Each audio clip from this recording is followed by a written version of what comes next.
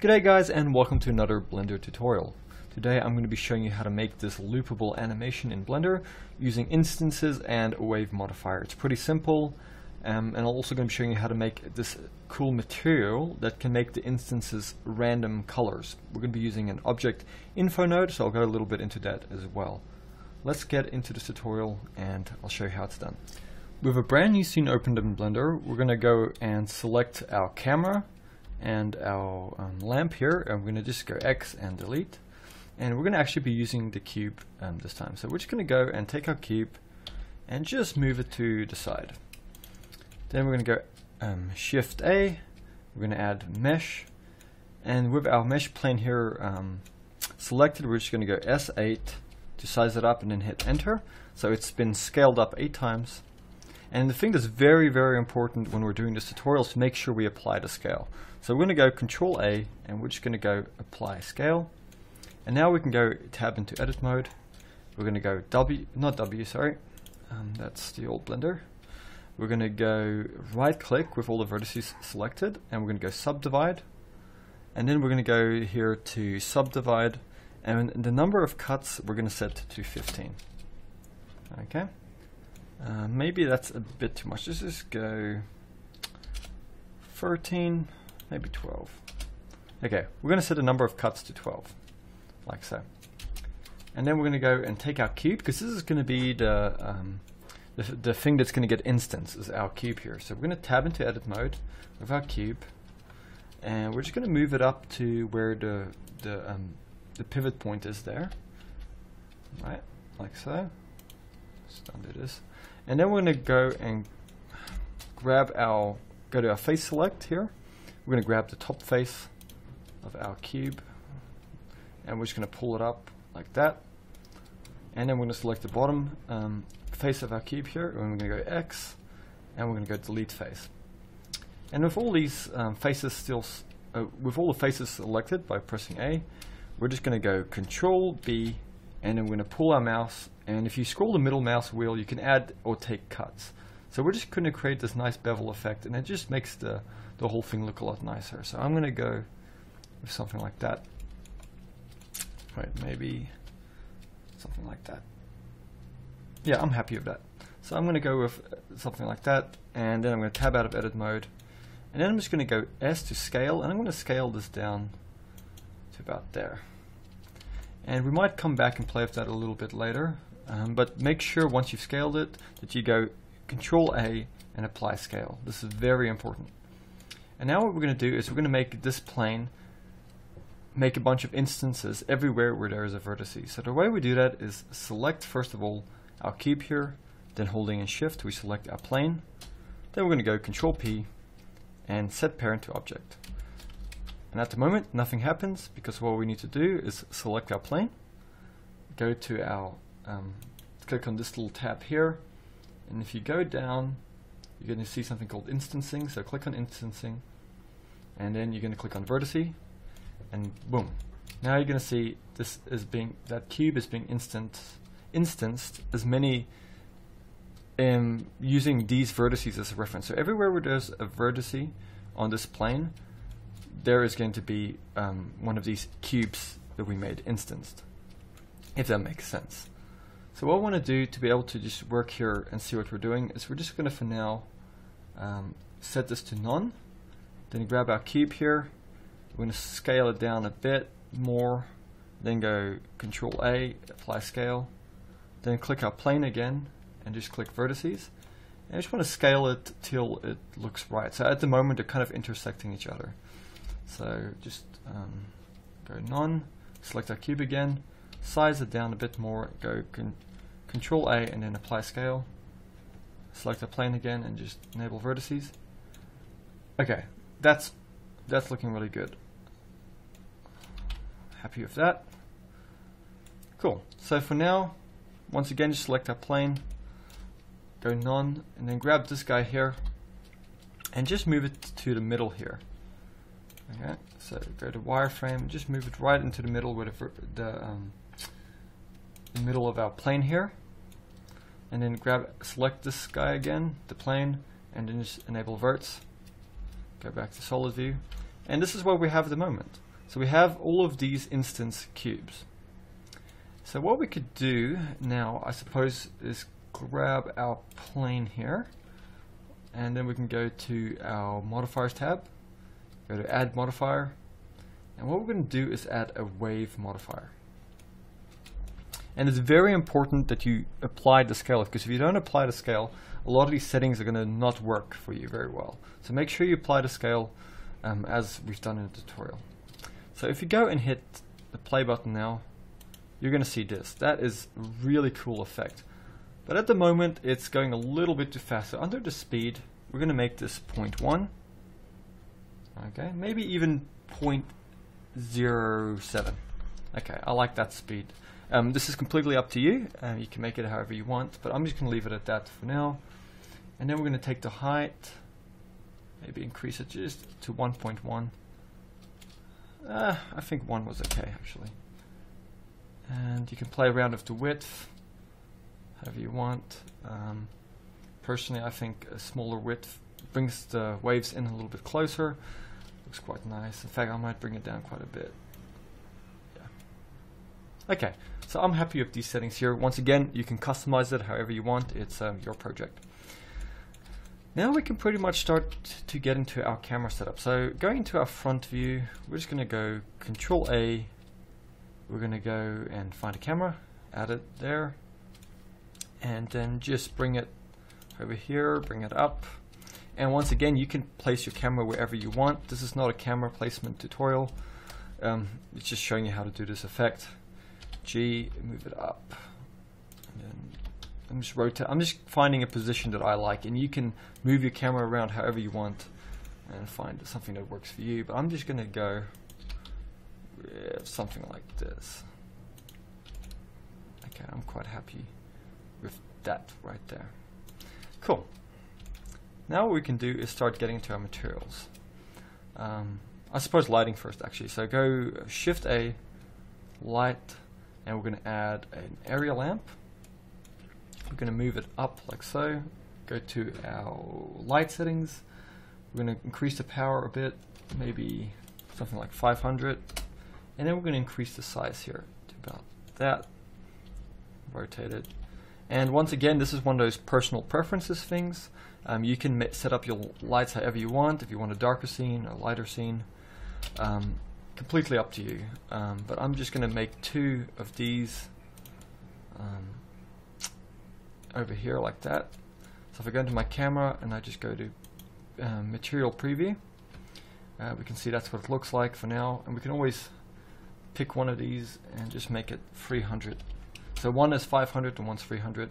And you can play around with the color, but it's just a temporary thing. We can adjust it later. So at the moment, we can go over here to our scene collection, and we're going to select our, where is that cube, that original cube? So we go to area. Okay, we want to select our cube, so our original cube that's being instanced. We want to make sure we grab that guy. Then we're going to go to our materials tab, and we're going to go to use nodes.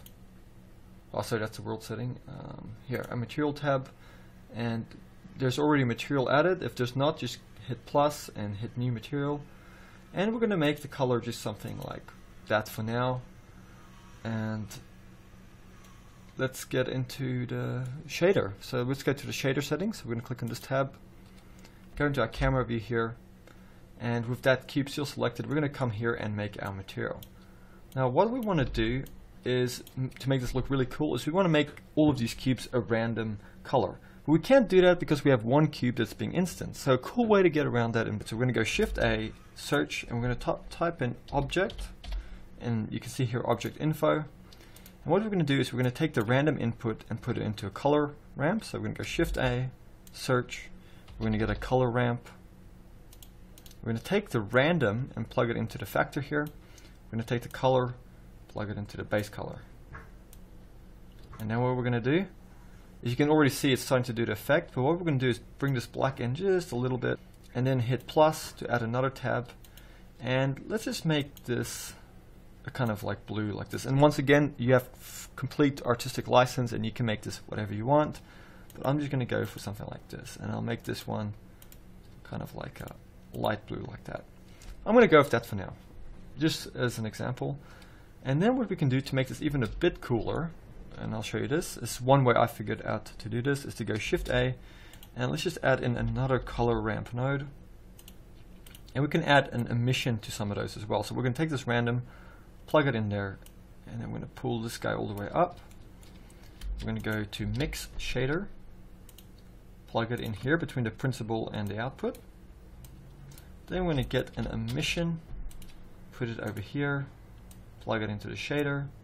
And the color, we're going to make that just orange for now. And then we're going to take this color input here, and we're going to, this color ramp, we're going to put it into the factor.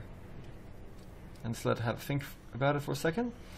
And now what we can do is pull this slider to add that glow effect to our instances. So I'm going to go something like that, and I'm going to set the brightness to 3. Maybe make it a bit of a richer orange. Yeah, something like that. Looks good. So if we go to our Eevee settings here, we can see it's Eevee in our camera settings. So if we go down, we can enable ambient occlusion, we can enable bloom, and I like to kind of bring the threshold on the bloom down just a little bit, like so. And then we can also enable screen space reflections if you want. That's looking pretty good. I mean, you could render that out now as an animation, but one thing we want to do is also make this loopable, because you want to keep playing it as a loop. So a quick and easy way I found to do that, and once again, this is just my personal way of doing it. There's a lot of ways you could do it. So you go to your layout, and with the plane selected here, you just go to your modifier. And what we're going to do is make sure we're in frame 1, 0, oh, frame 1, okay. And then with a value of 0.07, we're going to hit I while hovering over this tab. Then we're going to go to the last frame here, the end frame. And with the speed here at 0.07, we're going to hit I as well. And then what we're going to do is drag it to roughly the middle. And then what we can do is drag the speed up, and maybe even the height up a little, down a little bit or something. And then hit I and hit I. So if we play it now, like so, we should see something. Okay, so maybe that speed is a little bit too much. Let's just bring that speed down. Hit I again. Let's try that.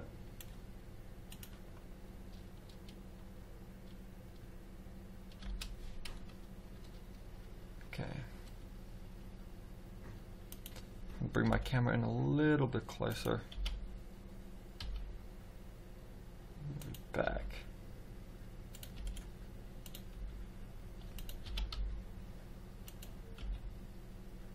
So I can see it a bit more.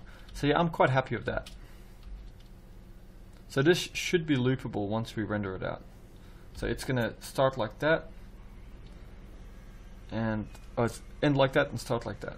So what's going on here? Okay, I remember what I did. So what you do is you go to frame 1, and you're gonna go to the speed and actually just make it 0, and then hit I, and then you're gonna take your slider, take it to the end here to frame 250. You're gonna type in 0 here and just hit I, and now when you play it, it should be loopable. So let's go into a camera view. Yeah, cool. So I'm gonna just once again grab my plane, and I think here in the middle where we set that keyframe, I'm just going to make that 0.05. So I'm just going to slow down the animation a bit, bring that height to about here, and hit I again. Yep. So let's give that a shot. And once again, you can mess around with these settings as much as you like. Okay, that's looking quite cool. Quite happy with that. So if we go to our render, that's what we see. we can go to our world settings and just make this a bit lighter and increase the brightness.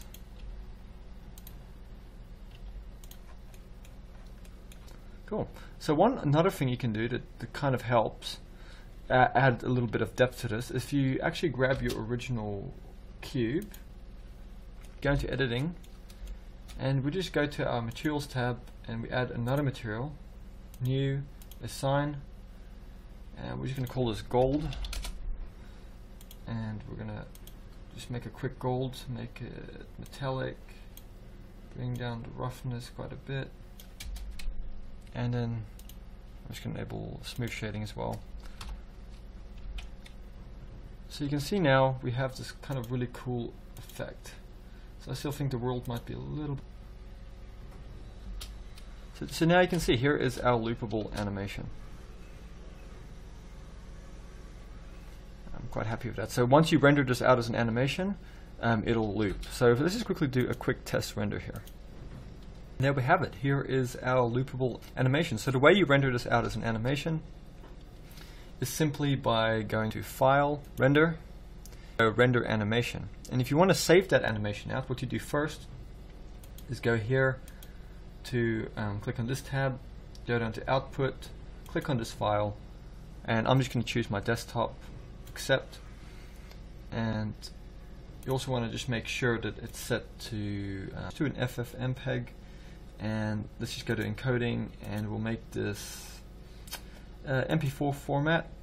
So now when you go out to render and you go render animation, it'll start rendering this animation out to wherever you set it. So you can see if I go to my desktop here, there should be a video starting to form over here. So I hope you guys found this tutorial useful. I know I probably didn't explain some things that well. It's always easy when you think about the tutorial when you get started and you plan for it. Sometimes you get stuck a little bit and you forget what you wanted to say or how you wanted to explain something. If you have any questions, just ask below, and I hope you guys learned something from this, and thank you for watching. I'll be back soon with another tutorial.